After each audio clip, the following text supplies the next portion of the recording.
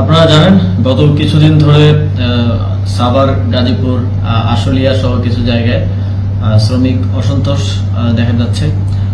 আমরা শ্রমিক ভাইদের কিছু দাবি দেখেছি এবং সেখানে বকেয়া বেতন পরিশোধ সহ আরো কিছু যৌক্তিক দাবি আমাদের চোখে পড়েছে এবং এই দাবিগুলো পূরণে এই সরকারের যথেষ্ট সদিচ্ছা আছে। সকল পক্ষের সাথে আলোচনার ভিত্তিতে, শ্রমিক নেতৃবৃন্দ এবং মালিক পক্ষের সাথে আলোচনার ভিত্তিতে এই দাবিগুলো যত দ্রুত সম্ভব পূরণে সরকার কাজ করবে।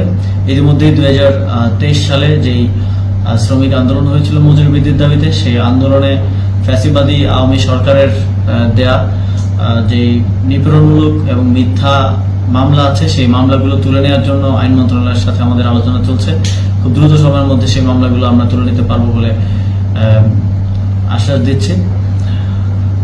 এছাড়াও আমরা দেখতে পাচ্ছি এই শিল্প অঞ্চলগুলোতে কিছু বহিরাগত হেলমেট পরা অনেকে আমরা দেখতে পেয়েছি, যাদের ওই শিল্প কিংবা শ্রমিকদের সাথে কোনো সম্পর্ক নেই। এছাড়াও জুট ব্যবসাকে দখলকে কেন্দ্র করে কিছু রাজনৈতিক এবং স্থানীয় প্রভাবশালী অনেকেই সন্ত্রাসী কার্যক্রমে যুক্ত হচ্ছেন এবং কলকারখানায় হামলায় ইন্ধন দিচ্ছেন।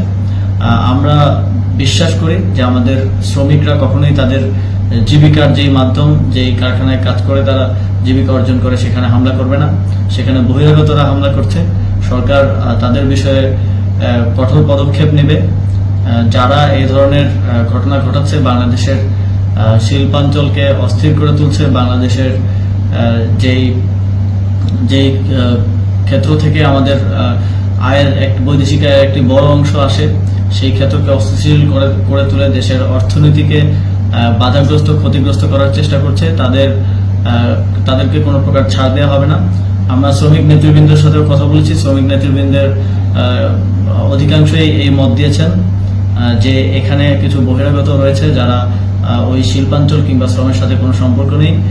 জুট ব্যবসায়ী সহ আরো নানা ধরনের লোকজন এবং কিছু আওয়ামী লীগের কিছু লোকজনের সম্পৃক্ততার কথাও তারা আমাদেরকে বলেছেন। আগামীকাল থেকে সকল কারখানা খোলা রাখার ব্যাপারে সিদ্ধান্ত হয়েছে। শ্রমিক ভাইদের প্রতি আহ্বান থাকবে, আপনারা স্বীয় কর্মক্ষেত্রে ফিরে যাবেন এবং আপনাদের সকল ন্যায্য দাবি মেনে নেওয়ার ব্যাপারে আপনাদের শ্রমিক নেতৃবৃন্দদের সাথে আমাদের আলোচনা চলমান থাকবে।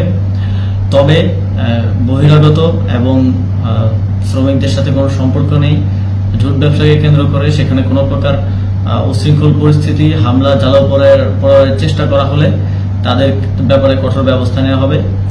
শ্রমিকদের প্রতি আহ্বান থাকবে, আপনারা এদেশের চালিকা শক্তি, আপনারা আপনাদের যে ন্যায্য দাবিগুলো আছে সেগুলোর পক্ষে ইতিপূর্বেও আমরা ছাত্ররা কাজ করেছি। আমরা ঢাকা বিশ্ববিদ্যালয়ে আপনাদের সকল ন্যায্য দাবির পক্ষে সংহতি জানিয়ে প্রতিবাদ করেছি। এখন যেহেতু আমরা সরকারে আছি এবং শ্রম কর্মসংস্থান মন্ত্রণালয়ের দায়িত্বে আছি, অবশ্যই আপনাদের স্বার্থ রক্ষা করে আমার টপ প্রায়োরিটি হবে। আপনারাও আমাদের প্রতি আস্থা রাখুন, আমাদেরকে সময় দিন, আমরা আপনাদের সকল ন্যায্য দাবি পূরণে যথাসাধ্য চেষ্টা করব।